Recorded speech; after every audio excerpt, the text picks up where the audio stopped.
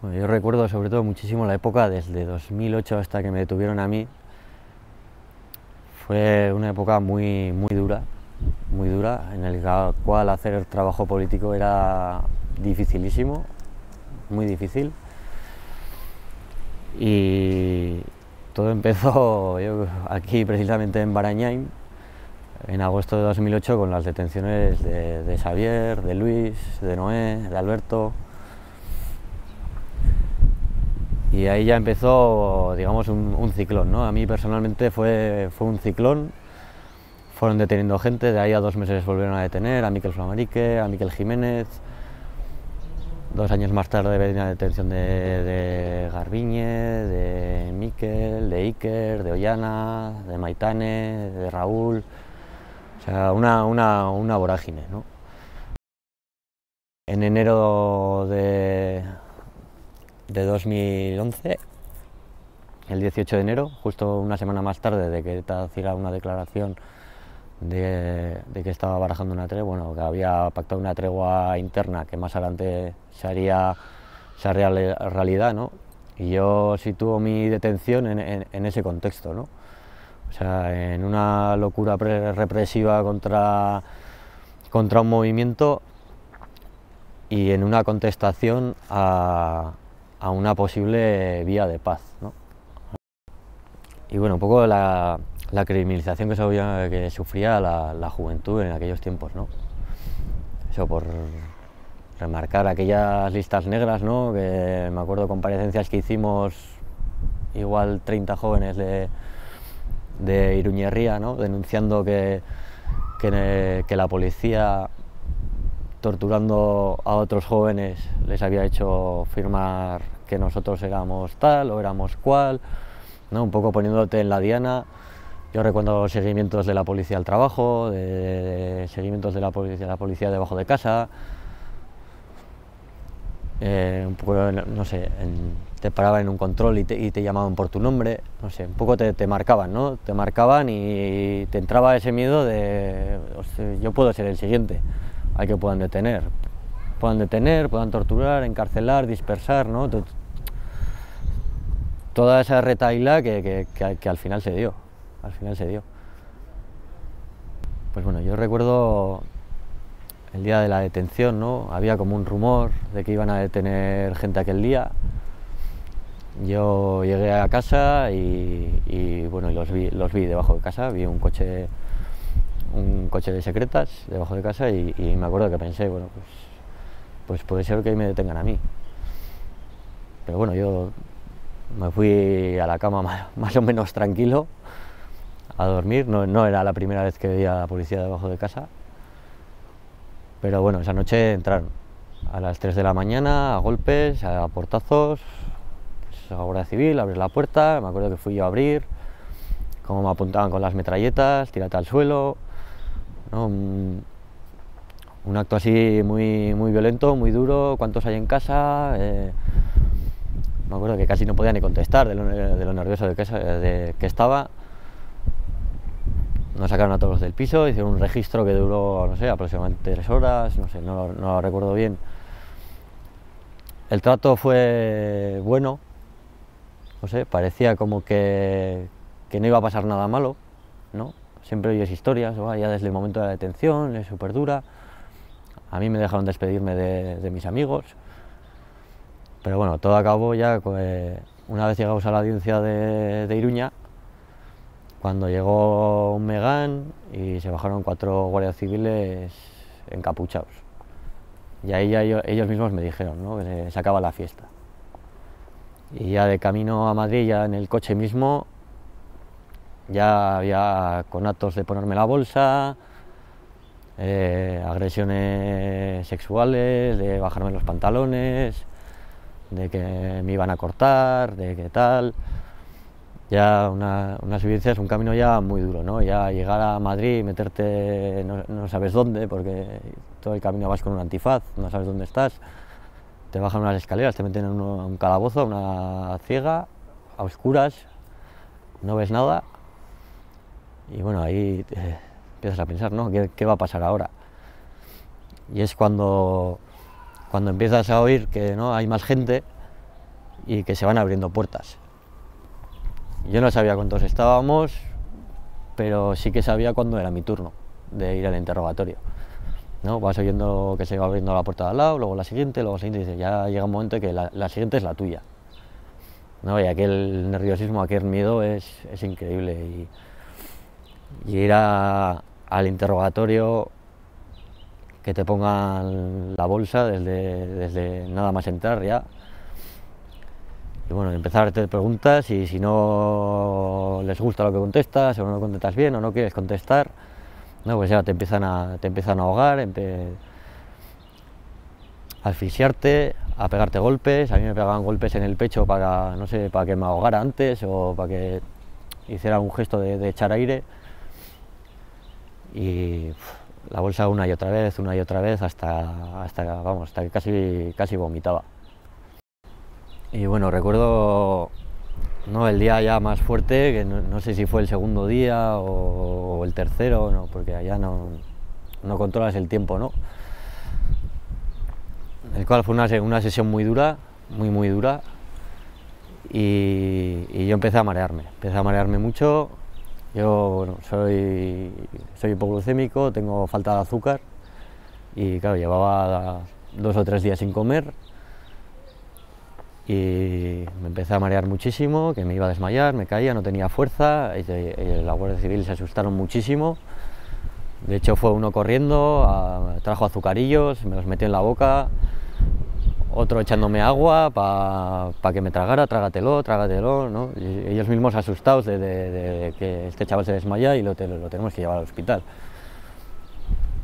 Ese día se acabó ahí el interrogatorio, pero bueno, o sea, a las no sé cuántas horas más tarde volvió a haber un interrogatorio, ¿no? O sea, y en las mismas condiciones y con la misma dureza.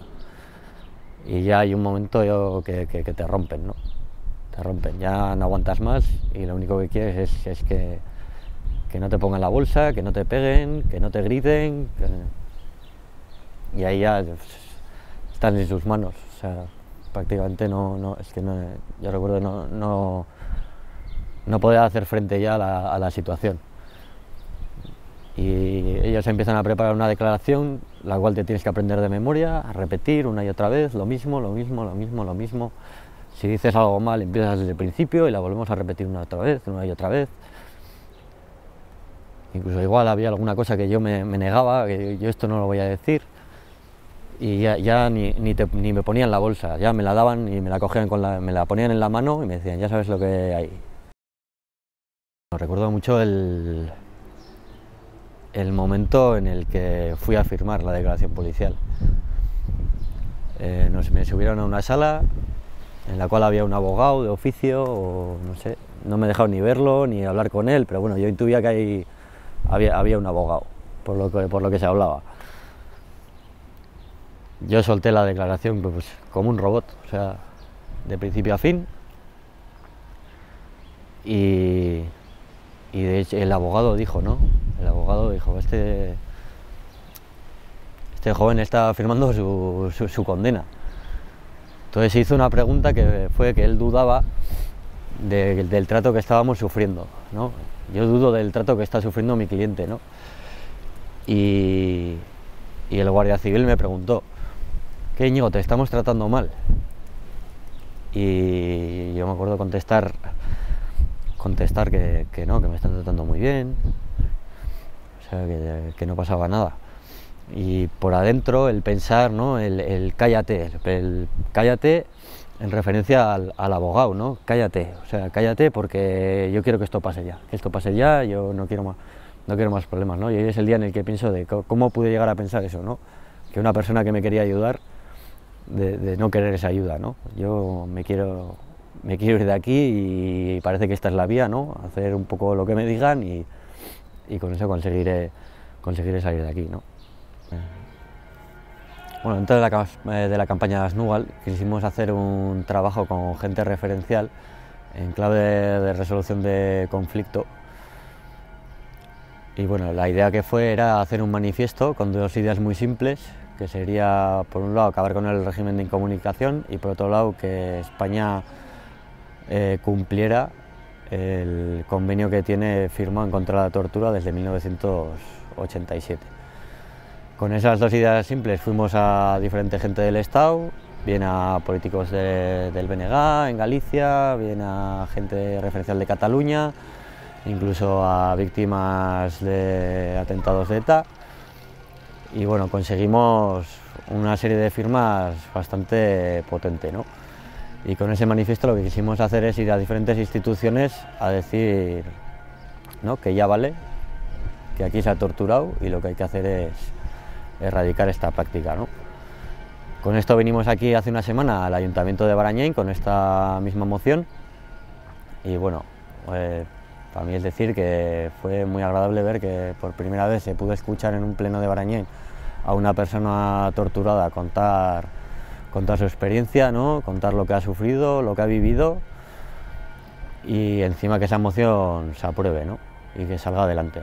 Tener ese reconocimiento del Ayuntamiento de Barañáin de que ha sido una víctima de este conflicto y que encima lo estás haciendo en una clave de aportar en el camino de resolución y de no repetición de los hechos que has vivido, ¿no?